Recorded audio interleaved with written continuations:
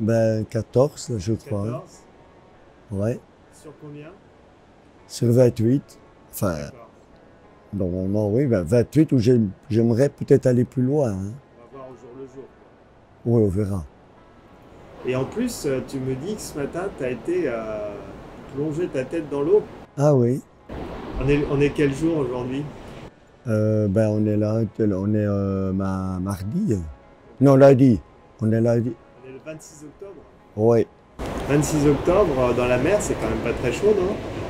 Ben, figure-toi que donc la mer bouge beaucoup et donc ici on a un petit lac ici devant. Ouais. Eh bien, elle est plus froide ici devant dans le lac où elle n'est plus reliée à la mer Ouais. que la mer elle-même. D'accord. Donc j'ai vraiment été étonné. Je suis d'abord passé ici. Oui. Moi, je me suis dit, oh, comme elle est froide. Puis je suis allé dans l'eau plus loin. Et là, franchement, il y avait quelques degrés en plus. Donc j'ai l'impression qu'elle refroidit plus là quand elle n'est pas en contact. C'est ça, ouais. Mais moi, j'ai appris que j'ai un cancer à la vessie et on veut m'enlever mes organes. Mais vraiment, il n'y a que ça. Ils ne prétendent faire que ça. On m'a rien proposé d'autre. Cancer de l'ouraque, plus des polypes, cancer infiltrant, mais invasif aussi. Enfin, tout ça, c'est des termes utilisés par l'urologue.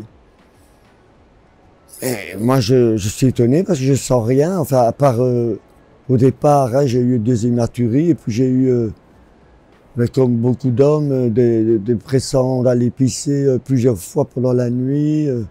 Des brûlures, mais je pensais que c'était la prostate, et puis finalement c'était donc bien la vessie. Et voilà, le verdict est tombé, monsieur Arrotet, on vous a préparé une date, voilà, on va vous enlever tout, on va vous faire un intestin, vous choisissez, soit un intestin avec une poche extérieure, soit on va vous relier ça là, à votre urètre, mais voilà les risques, vous allez avoir quand même des difficultés. Mais on s'en sort, c'est tout. Ah, j'ai trouvé ça complètement inhumain. Quand j'ai trouvé, je me suis dit, c'est pas possible. Comment je suis arrivé là Mais non, je n'ai pas cru. Je n'ai pas cru. Et puis c'est vrai que j'avais quand même des symptômes. Et puis voilà.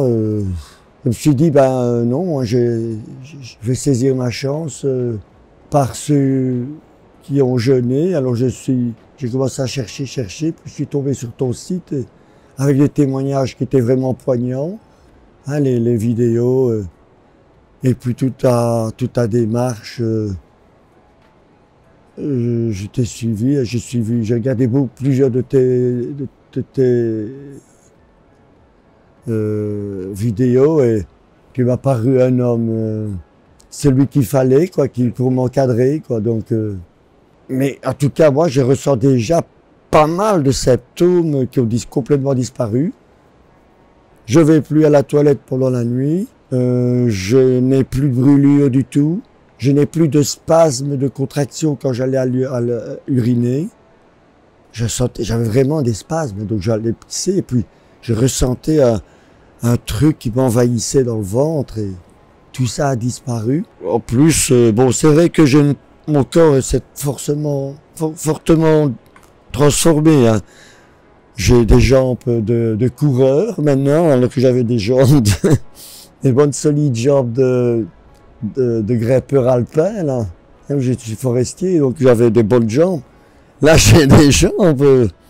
Je me réjouis de reprendre de la force pour aller refaire des courses, parce que j'aime bien courir, hein. J'ai l'impression que je vais battre tous mes records. Ben c'est bien, hein. C'est bien tous les ateliers de développement personnel, les cours, le partage entre les jeûneurs. Alors, évidemment, l'endroit est fabuleux. L'hébergement, non, franchement, l'océan, moi, non, je ne pouvais pas trouver mieux. Je pouvais pas trouver mieux. On n'est pas du tout dérangé par l'aspect touristique. Et moi, je suis belge, donc c'est pas du tout comme chez nous, d'Ostende à La Panne, quoi. Alors, ce qui est bien aussi, c'est que les moments de temps libre, j'ai bénéficié ici de deux bons massages avec une masseuse qui n'est pas une masseuse classique, conventionnelle, avec qui on peut même partager un peu des choses holistiques, on va dire. Hein. Donc, elle sort un peu de son cadre de masseuse.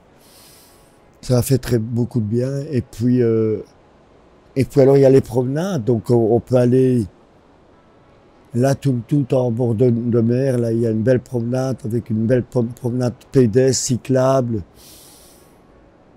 Magnifique, bien aménagée. Tous ces sportifs qui sont sur l'eau, on a la pêche, quoi. On voit que ça vit, quoi. On est plein en fait, c'est la vitalité, quoi. On retrouve de sa vitalité. C'est paradoxal, j'ai plus de vitalité psychique, mais c'est vrai que au niveau physique, là, je suis au ras des pâquerettes, donc j'ai plus de force, quoi. Hein. Donc lever les bras, c'est difficile, mais marcher, pas du tout. Hein. Pour autant que j'adapte mon pas. Hein. Mais c'est vrai que les bras, j'ai plus rien dans les bras. Hein. Mais psychiquement et donc mentalement, je réfléchis, je vois que je parle ici vraiment aisément, alors que d'habitude, c'est pas mon cas. Donc, j'ai l'impression que j'ai plus de vivacité d'esprit et une détermination aussi. Donc là, je suis plus déterminé qu'avant à effectivement changer des choses, notamment dans la nourriture. L'histoire des grignotages, j'avais jamais pensé ça comme ça. Je pensais que c'était bien. Parce que oui, mais moi, vraiment, je ne grignote que des bonnes choses. Hein. Je suis pas du tout à déballer des machets, des bonbons. J'aime pas ça. J'achète un truc dans un sachet en papier au kilo. Et bon, c'est vrai que quand je passe devant le tiroir, ça me fait du bien, j'aime bien. Mais c'est vrai que j'ai grignoté ça. Je me rendais pas compte que c'était pas ce qu'il fallait. Ah, ce sera la triade. C'est quoi la triade? Ah c'est le féculent, les crudités et puis les protéines. Oui, j'ai l'impression que je mangeais pas assez de crudités. Ah, mais c'est vrai que j'ai des problèmes dentaires. Hein. D'accord, ok. Très tôt, j'ai eu des problèmes de prothèses, des mauvaises prothèses. Et bon, j'avais du mal à manger les crudités. Donc j'étais beaucoup en soupe et des bouillons, moi, chez moi, et alors beaucoup de légumes cuits, quoi. Et ça, j'en mange énormément, hein. Mais cuits. Et crudités, quasiment pas. Mais oui, quand même, un peu. Mais c'est surtout mon entourage qui me faisait peur. On m'a fortement déconseillé. Hein. Comment ça se passe maintenant avec eux? Ah ben, je fais avec WhatsApp, hein, ils voient bien que j'ai le moral. Hein, ils me voient, ils voient qu'il n'y a pas trop de changement physiquement. Hein.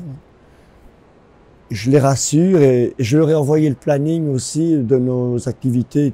Je crois que ça les rassure. Mais parce que ça paraît tellement grave un cancer que ils ne pouvaient pas imaginer que je ne fasse pas comme tout le monde de la chirurgie, de la chimio. Voilà. Et puis c'est mes enfants, ils ont peur parce que c'est tout le monde. Puis il y a des médecins dans la famille aussi, enfin pas des beaux-fils. Et donc eux aussi, ils comprennent pas bien. Ils disent, ben, bon ok, joue un peu à ça, mais après, fais-toi opérer. Donc